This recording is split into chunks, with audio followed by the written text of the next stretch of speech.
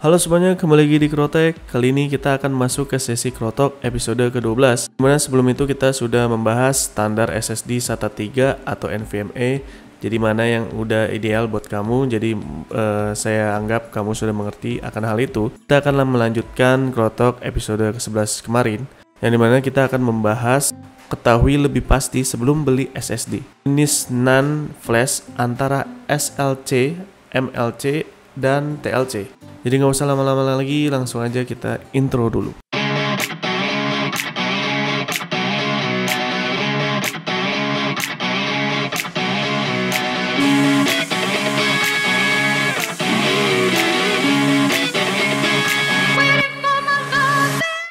SSD sekarang tentu jadi prioritas utama pengguna yang menginginkan storage dengan performa yang sangat cepat. Cuman, terkadang ada beberapa hal yang perlu kamu ketahui sebelum membeli SSD terbaik yang bisa kamu miliki nanti.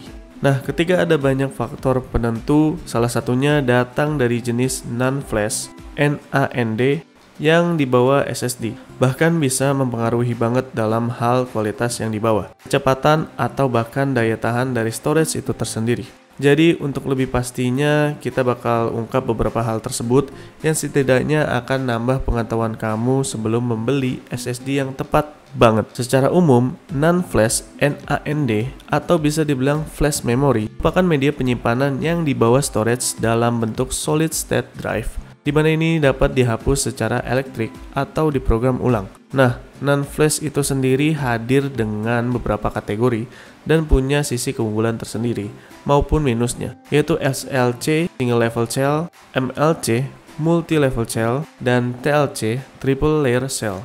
Untuk lebih jelasnya, simak beberapa keunggulan yang ditawarkan SSD berdasarkan dari 3 jenis NAND flash tersebut. Pertama, ada SLC atau single level cell SSD.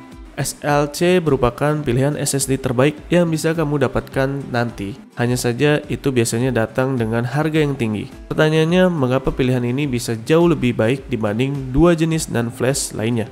Karena SSD ini berbasis SLC punya ruang yang jauh lebih besar dalam hal bit cell per memori hingga 1 bit. Artinya bahwa ini punya banyak kelebihan yang ditawarkan dalam ruang yang cukup banyak atau besar tersebut dibandingkan MLC dengan ruang hingga 2 bit atau CLC dengan ruang hingga 3 bit per cell. Nah, karena ruang yang lebih luas inilah, cache yang digunakan pada SSD berbasis TLC bisa mengubah kecepatan input-output SSD jauh lebih efektif. Hasilnya, ruang yang lebih luas bisa memberikan kinerja read maupun write speed yang lebih cepat. Di samping itu, SLC SSD dapat bertahan jauh lebih lama ya, sehingga mereka dianggap lebih dapat diandalkan daripada SSD lainnya. Cache SLC juga dilengkapi dengan manfaat tambahan, misalnya data sewaktu-waktu bisa hilang atau mungkin rusak saat melakukan pekerjaan writing dengan memakai SSD berbasis TLC ketika terjadi pemadaman listrik yang tak terduga. Nah, itu pastinya tidak terjadi dengan cache SLC karena hanya 1 bit yang disimpan ke dalam sel. Inilah mengapa SSD berbasis SLC lebih disukai di lingkungan perusahaan yang menginginkan segala sesuatu tetap terjaga dengan positif, apalagi urusan data. Sayangnya, SSD berbasis SLC biasanya hadir dengan harga yang cukup tinggi. Bahkan kamu akan menemukan seri storage 128GB bisa lebih mahal dibanding 240GB atau 500GB berbasis TLC atau MLC. Kedua, ada MLC SSD atau bisa disebut multi-level cell alias MLC, bisa dibilang sebagai pilihan SSD yang memiliki biaya lebih rendah dibanding tipe SLC. Itu karena bisa menyimpan hingga 2 bit per cell, sehingga kinerja yang ditawarkan tidak secepat SSD berbasis SLC, termasuk juga daya tahan. Hanya saja harga bisa lebih terjangkau pada kapasitas yang cukup ideal.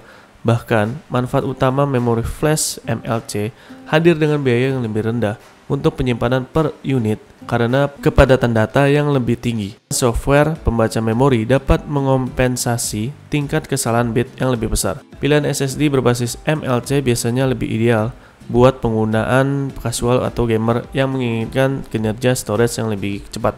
namun hadir dengan harga yang lebih terjangkau dalam kapasitas yang ideal. Daya tahan maupun masa pakai MLC SSD juga lebih baik dibanding SSD berbasis TLC. Ketiga, ada TLC atau Triple Level Cell SSD. Merupakan pilihan termurah yang bisa diproduksi produsen dengan tingkat kepadatan yang jauh lebih tinggi. Itu karena SSD ini bisa menyimpan hingga 3 bit per sel, artinya bahwa produsen bisa memberikan lebih banyak kapasitas besar pada SSD berbasis TLC ini. Meskipun ada resiko tersendiri yang ngaruh banget dalam hal kinerja maupun daya tahan. Contohnya ketika performa MLC atau bahkan SSD berbasis SLC jauh lebih baik. Kamu jangan mengharapkan hal serupa pada SSD berbasis TLC meskipun kita rasa masih unggul dibanding casual hard disk. Dan hal tersebut berlaku juga untuk daya tahan. Bahkan masa pakai yang hadir di SSD berbasis TLC sangat pendek. Intinya harga mungkin lebih terjangkau pada kapasitas yang lebih ideal. Namun itu mengorbankan kinerja maupun kualitas yang di bawah. Namun setidaknya pilihan SSD berbasis TLC ini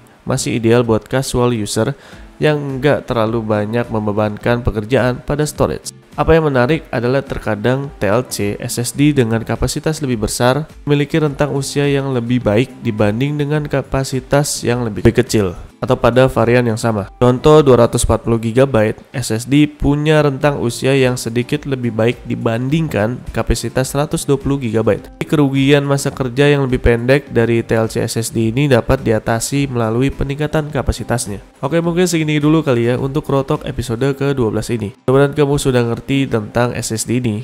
Jika informasi ini bermanfaat, kamu bisa subscribe, share ke teman-teman kamu, dan sampai jumpa di pembahasan berikutnya.